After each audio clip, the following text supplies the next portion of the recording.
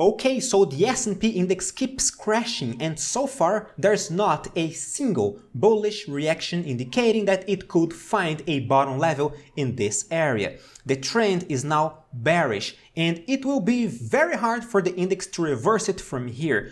Could it reverse? Well, of course, and we will talk about this, but for now, all we can do is assume the index will remain bearish, and in this case, it will just look for its next support levels.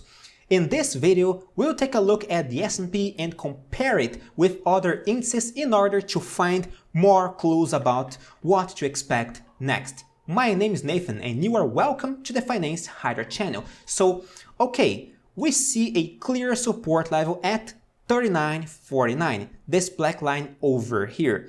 This black line did work as a support level 1, 2, 3, 4 times. Maybe it is going to work as a support level again. The problem is that there is not a single bullish reaction right now. In fact, the S&P is trying to close under this support level. So in order for the S&P to bounce again, to try to retest its next resistance levels, maybe the 4K over here, it must do a crystal clear bullish reaction over here. We must see a very good bullish candlestick pattern closing above 39.49 again.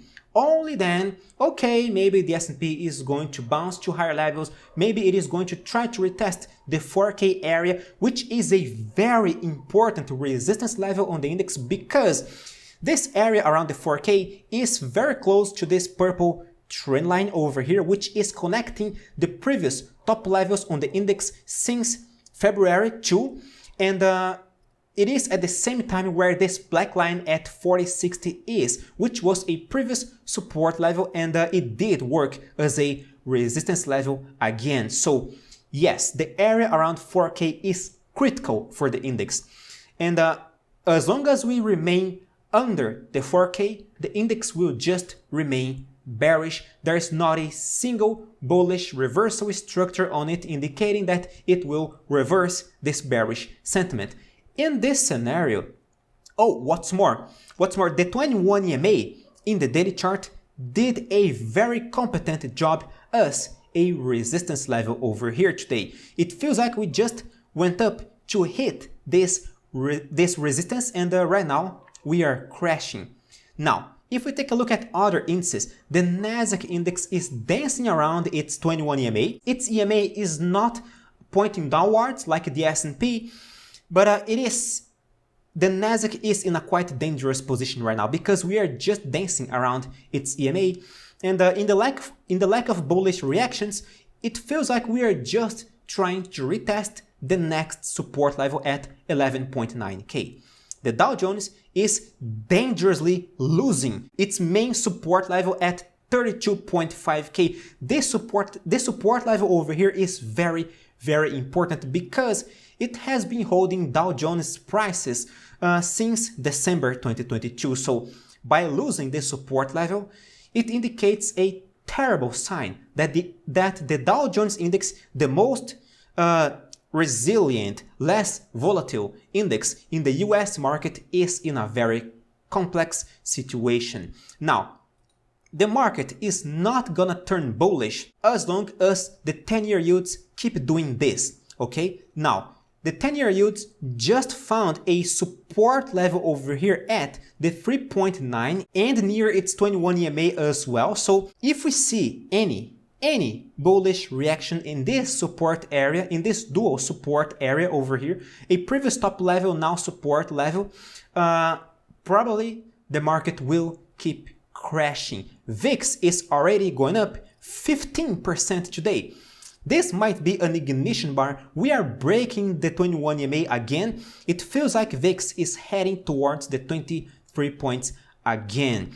Now, in this scenario, since we lack bullish structures, it feels like the S&P is just heading towards the next support level, which is this purple trend line down here, the baseline of this descending channel. It is quite close to the 38.85 over here, this black line down here as well.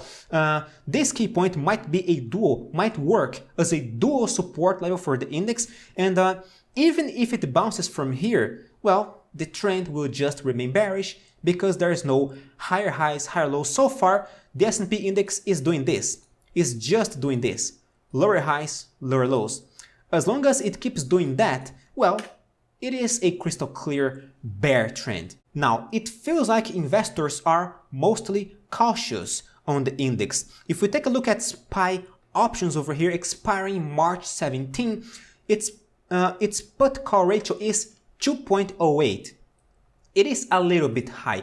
If you take a look at the open interest chart over here, we see that puts are simply exploding, especially at 390 over here. Right now, SPY is on the verge of losing this key point. If we actually lose 390 over here, well, maybe we're gonna see the bulls getting squeezed in this situation.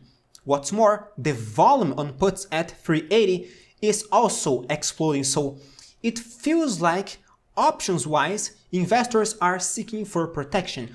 Investors are trying to protect themselves to what's next. We are quite nervous, we are quite cautious, but of course, if you want to trade options with me, check my website, the link is in the description of this video. Premium analysis, model portfolios, many interesting services to you. Take a look, the link is in the description of this video. Now, back to S&P's chart over here.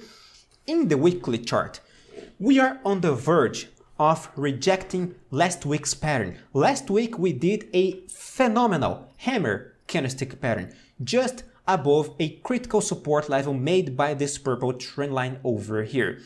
This is very impressive, this is very important, because if we indeed frustrate this bullish pattern over here, losing last week's low, losing this support area, it might indicate that the S&P just is about to trigger a double top chart pattern. It is weird to talk about double tops because the S&P is clearly bearish, but it could trigger this double top over here in the weekly chart. So yes, the situation is not looking good at all on the S&P, but of course I'm gonna keep you guys updated on this. So if you are not my subscriber yet and you are still watching this video, come on, subscribe to this channel, click on the like button to support me. I really appreciate our audience, my dear friends. Stay safe, bye bye.